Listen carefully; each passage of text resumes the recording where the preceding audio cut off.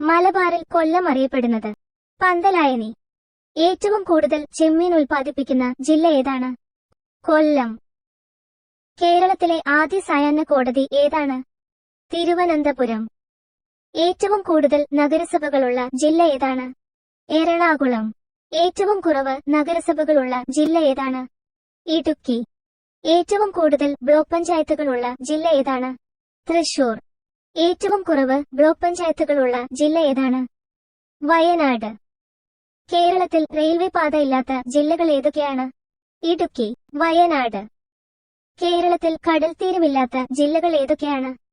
പത്തനംതിട്ട, കോട്ടയം, ഇടുക്കി, പാലക്കാട്, വയനാട്. കേരളത്തിലെ ഏറ്റവും വലിയ കോർപ്പറേഷൻ ഏതാണ്? തിരുവനന്തപുരം.